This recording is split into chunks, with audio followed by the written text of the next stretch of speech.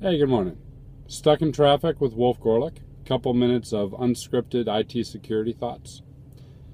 So what is magic tricks, improv, really any humor, and penetration tests have in common?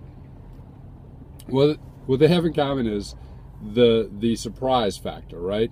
What is shocking and magic when you think things are going to go left and they go right? What is humorous and improv when you think someone's going to say rabbit and they say turkey, right? What is shocking in humor when you think things are going to go one way and the other? What is shocking in penetration tests when you think you're safe in some area and you end up not? Which arguably is why getting domain admin is no longer that much fun. It used to be a lot of fun. And to be frank, I still know plenty of pen testers who struggle with it, even though they say, oh, I can get domain admin in a day these days. There's still plenty of people who struggle with it.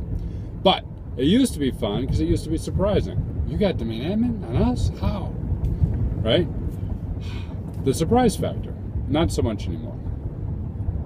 One of the things that I get more excited about today is controls-based pen testing, where I think a control is there, but it's really not. And that doesn't necessarily have to be framework-based, right? So it doesn't have to be to a standard. It could also be a threat model. So here's a threat model of the way attacker is going to move through the network and steal creds. So for example, a typical perimeter breach looks like a port scan, a web scan, attempted attack on several different elements in the website, followed by a compromise, installing a backdoor, then using that web server to scan within the DMZ, then to attack out. Well, there's probably 6, 7, 8 different preventive and detective controls in there that can be tested independently to simulate that path and see what happens if any control fails. Frameworks is pretty easy. You see that, your control says that you got segmentation. Okay, we will test the segmentation. And the surprise, the interesting thing that happens in there is when it goes opposite to what you expect. When we think we have the control and we don't, or we think we have the control and we do, but it's easily circumvented. So how do you test these things? Well, one, you figure out if you have the control. I think I have it. I might have it. That's an interview process, or reviewing documentation, or both. 2 is directly testing it. I think I have network segmentation. All right, we're going to ping across a VLAN. I think I have good controls to detect web attacks. All right, we're going to launch a web attack and actually see. I think I have really good controls on DNS. Right, I don't let DNS outbound. All right, well, try to get DNS outbound. So there's interview, there's direct, there's also indirect.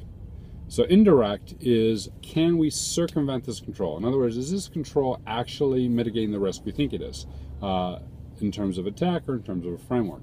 So that would be something like, okay, we clearly have VLAN segmentation. Awesome. Can we do VLAN hopping?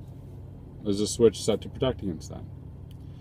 We clearly have a WAF. Awesome. Can we do WAF bypasses?